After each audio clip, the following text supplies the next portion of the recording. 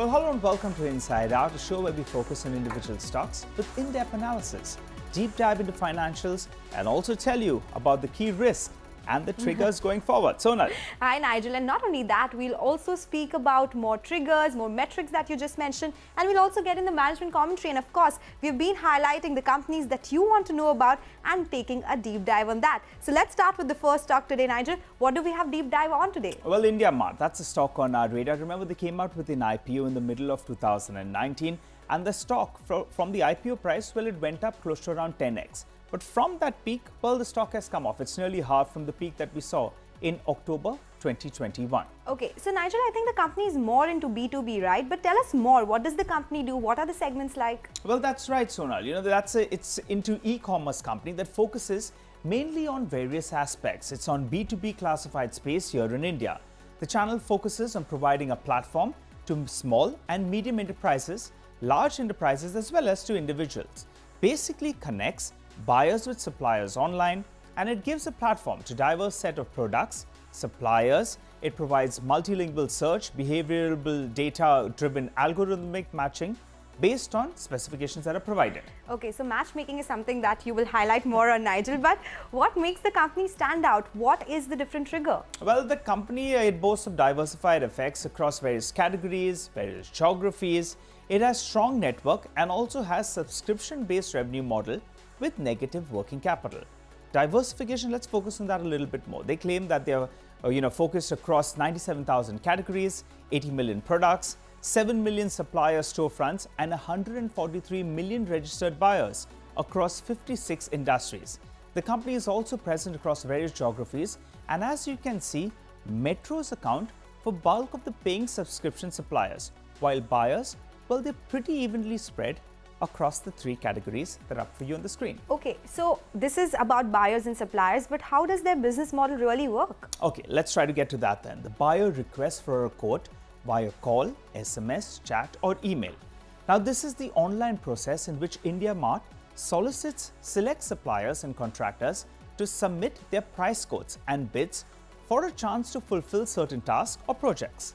The buy leads are filtered by Indiamart and shared with the suppliers dealing in those products or services.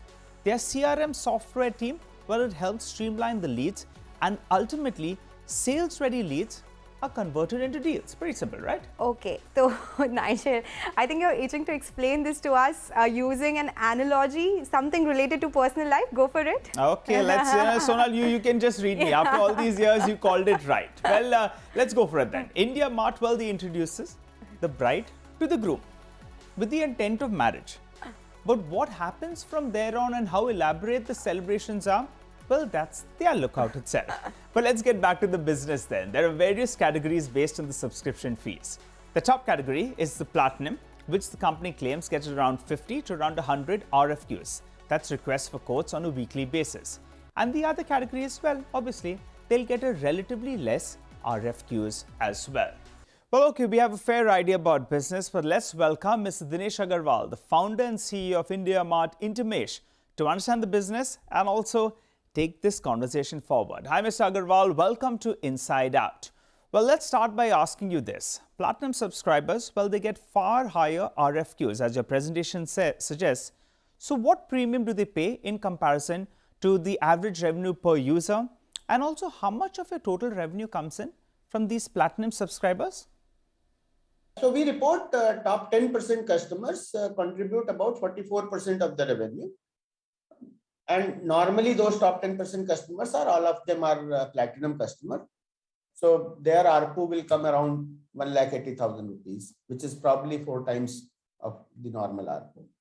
We get your point, Mr. Agarwal, but we'll come back to you. But Nigel, let me come across to you first. Give us a sense about the financial parameters for the company.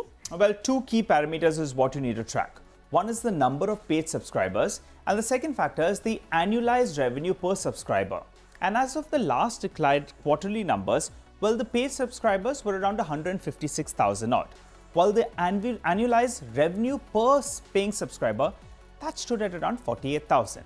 Now, between 2016 to 2021, the number of paid subscribers grew at around 16% CAGR, while the average revenue per user, that grew at around 6% CAGR.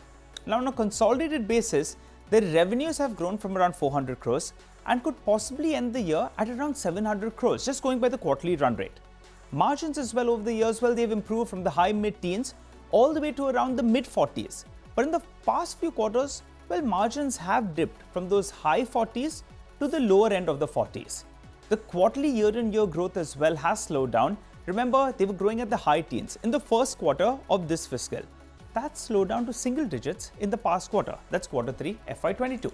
So got that point, and we'll take these points forward to the management now. Mr. Agrawal, as Nigel mentioned, the pace of addition on the paid subscribers has slowed down on a high base. So in FY24, you will be able to do that 200,000 mark? Yes, of course, because last 18 months, there has been negligible addition on the customer front. And now we are, having the channel, adding the manpower and investing behind the growth. So last quarter, you saw that we had almost the best ever quarter with about 6,000 customer addition. And we guided that it will do now quarter on quarter better than this. So I'm sure 200,000 should be in visible range in FY23-24. So some more clarity here. Will it be in the first half of FY24 or the second half? Let's wait for 2 more quarters. Okay. All right. Mr. Agrawal, so you're keeping us guessing sometime in FY24. We get that. But let's focus on the second important aspect. That's the ARPUs. How does it shape up from here on? Will it increase or will it stabilize at these levels? So historically, as you have seen, it grows at around 5% CAGR. Now, especially in the last one year, it has grown faster because there has not been much customer addition.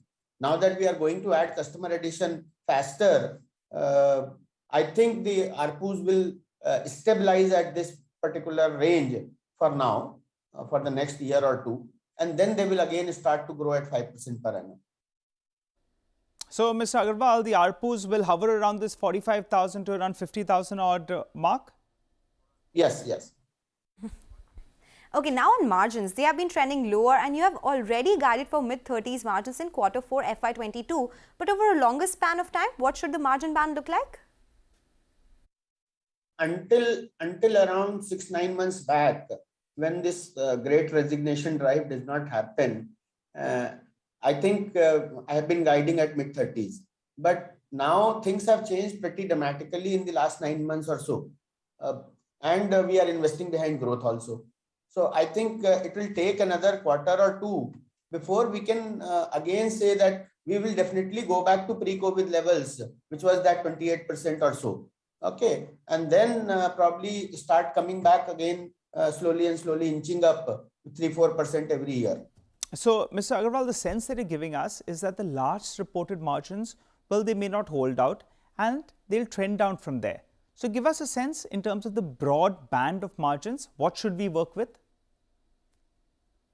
So, broadband currently, you can say that given that this whole salaries have risen specifically by 10-20% over and above what they used to rise, I think we would look at the 30% kind of range. Okay, Mr. Agrawal, we take your point. But Nigel, we have a fair sense of what the business is and what the management commentary is like. But why has the stock halved from its peak? Well, 3 broad reasons, Sonal, and let's take you through each of them. First up, the street believes that it's now up against a more formidable competitor in Reliance-owned JD Mart. Second factor is the stock, yes, it's half from the top. But even assuming that they grow by around 20% on the top line and margins hold in that vicinity of around 40% odd, it's still not cheap. And finally, they bought out Busy Infotech, which is an integrated business accounting and management software for MSMEs for around 500 crores. Keep in mind the revenues of that company in the past fiscal was around 42 crores. So the street questioned this over-aggressive inorganic growth and also the utilization of funds from the money that they raised via the QIP. Well, Mr. Agrawal, the street is a little bit nervous about this competition aspect in the B2B platform online space. If you could give us a sense about the market share between Indiamart, Udaan, as well as JD Mart? They both are very different segments. So SME, B2B, when you talk about somebody like IndiaMart, we are more industrial products, raw material, machinery, and those kind of things. When you talk something like Udaan, they are more like consumer products, FMCG products, and dealer distributor. So they are like now when you talk to somebody like off business, they are more like a financing company for commodities, commodity raw materials. So I think everybody has a very different market and very different industry to cater to. Is there any overlap between any of our customer base? Very, very little. I haven't come across many customers who are, switching from IndiaMart to Udaan or Udaan to IndiaMart.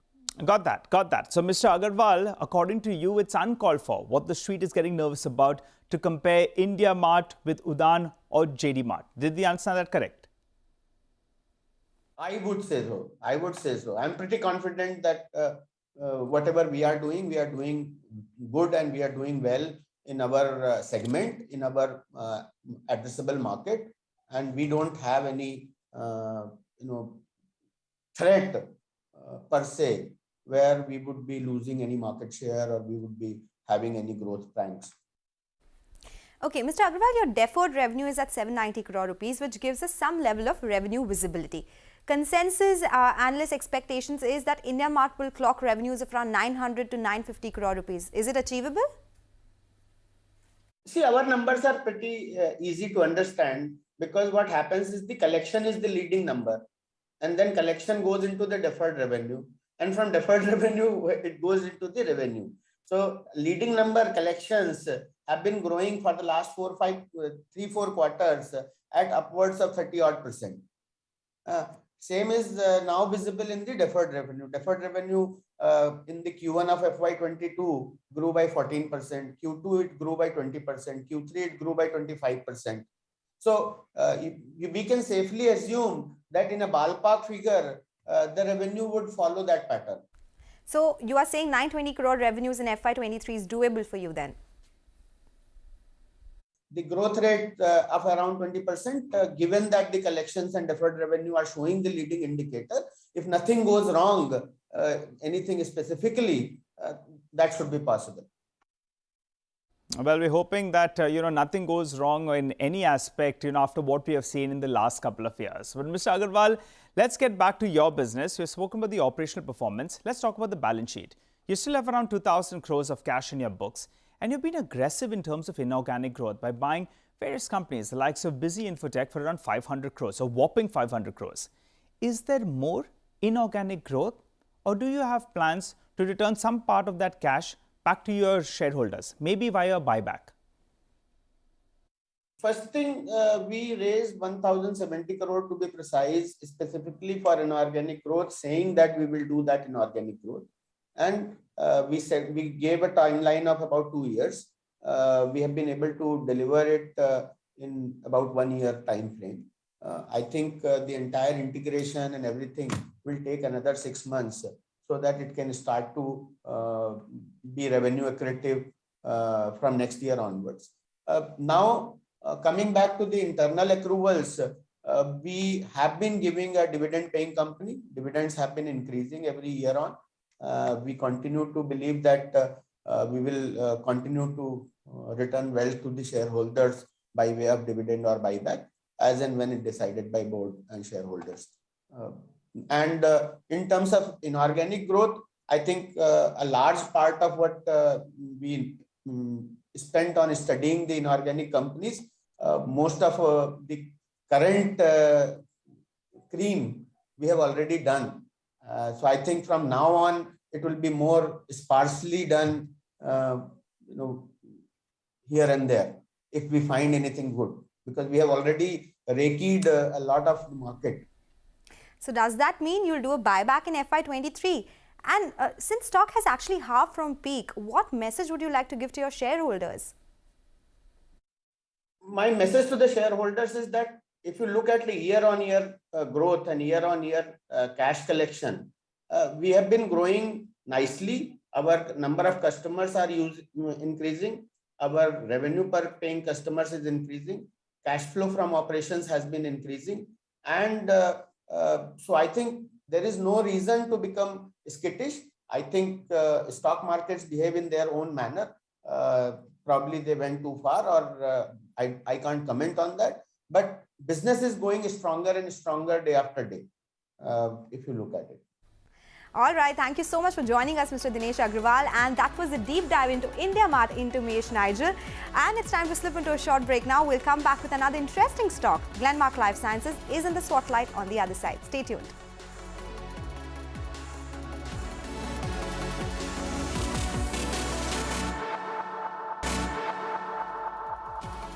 Welcome back to Inside Out here on CNBC-TV18. Well, it's time when we focus on Swotlight. Sonal, what do you have on your radar this time around? Well, a recent listing, Nigel. The stock that I'll be focusing on today is Glenmark Life Sciences, which is actually a subsidiary of Glenmark Pharma. Now, it was spun off from the Glenmark Group or Glenmark Pharma in 2019 and listed in August 2021 at around 750 rupees per share. And from there, it has seen a one-way fall. It is down around 38% from its peak, and majority of the fall actually came in post the Q3 numbers, which were weak as base quarter had COVID sales and also margins were lower this time around. So the company, what does it really do? It is a manufacturer of high-margin, non-commoditized APIs, that is the active pharmaceutical ingredient. Now, what is that? Now, people take medicines to cure, diagnose, treat or prevent a disease. Most medication contains a couple of ingredients, and the most important one in that is API, which stands for active pharmaceutical ingredient. This is the actual substance in the medicine that has to do the work in your body.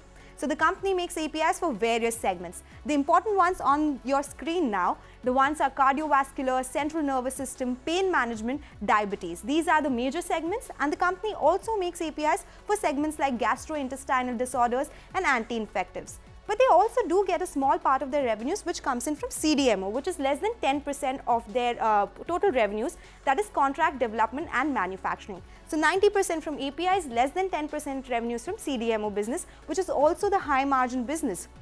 In terms of geography, well, they get 66% of their revenues from the regulated markets and 34% revenues, Nigel, from the emerging market. Got that, Sonal, but give us a sense about how the company has performed so far. You briefly said that margins were under some pressure in the third quarter, but give us a sense about the other parameters and also how do they ensure sustainability of these revenues from here on. Go ahead, Sonal. Okay, so company's track record has been very decent so far, Nigel. Right. If we look at the revenues from around 1200 crores in FY18, it has actually gone up to around 1800 crores in FY21. And if we look at 3-year CAGR, then revenues have grown up by 16%, EBITDA is up 17%, and the EPS number there, that has gone up by 10%. You asked about sustainability. Company does have good market share in some of its products, and these are high value products. So that is something that would ensure long-term growth. Some products which contributed 44% of revenues had more than 30% market share. Ones with 18% revenues had 10 to 20% market share, and 20 to 30% market share products had a small contribution of 3% and so on. So they do enjoy strong relationship with leading global generic companies. Additionally, company has zero debt. It paid all the debt that it owed to its parent company. And company has laid out plans for 600 crore capex in the coming 4 to 5 years, and they expect that they will have cash of 400 crores available, which could potentially be used for dividend payout or actually inorganic growth opportunities as well. Got it. All right, Sonal. So stickiness with customers is positive for the company. What would the other triggers be? Are they looking to expand their customer pie as well? Oh yes, they are. They are definitely looking at expansion in product portfolio. Company plans to add between 8 and 10 new molecules per year, and analysts estimate this could add around 2 to 3% of growth every year as these products ramp up. The two areas of development has been iron complex molecules, and also they are focusing on oncology molecules. They are planning capacity expansion of 800 kiloliters of greenfield at 2 of their plants. They also plan to expand the oncology block for themselves. They are planning backward integration, 400 kiloliters, which will be the first plant in Ankleshwar. So Goldman Sachs says greenfield addition should be completed in 3 to 4 years, and there will be meaningful revenue contribution by second half of FY23. So that is something the street is watching out for. Okay, got that, Sonal. But you said Q3 saw an impact of higher raw material costs. Is that a continuous risk? And also, what are the other factors you would call as risks for the company? Okay, very important point, Nigel. For Glenmark Life, 3 largest suppliers comprise of 40% of total raw material purchases. So that is definitely a big concentration, and it comes from India and China. And we have been talking about raw material pressure across the board, and management in its own admission said that they are not able to pass on all the price hikes, and hence they expect margins to be lower by 2 to 3%, and this is due to pressure on raw materials, and that is what is causing the pressure. The other one is regulation. Pharmaceutical businesses, they have obligations to regulatory authorities such as the US FDA, PMDA, there's Health Canada, MFDS, which is Korea, EDQM, and other European regulatory agencies, and also CDSCO. As a result, companies required to comply with regulations and quality standards stipulated by such regulators. It is important to note, however, there has been no warning letter or import alert for this particular company as on date, but regulatory risk remains.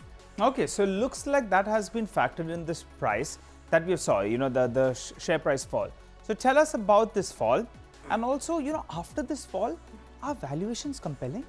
Yes, now in fact it is one of the cheapest in the API space, in the listed space, after this particular sharp fall. The expectation is that the company will do an EPS of 44 rupees in FY23, which means the stock is trading at 10.6 times FY23 earnings, which compares with the average sector valuation of around 18 to 19 times. So yes, it is a cheap stock as we speak. Okay, all right, Sonal, that was some good information. You've educated us about yet another company, but unfortunately, we have run out of time on this edition of Inside Out. It's time to say goodbye from Sonal and myself. But as always, do write to us and tell us the companies you want us to discuss and you want to hear about. And we'll feature these on our show. Thanks a lot for watching. Stay tuned.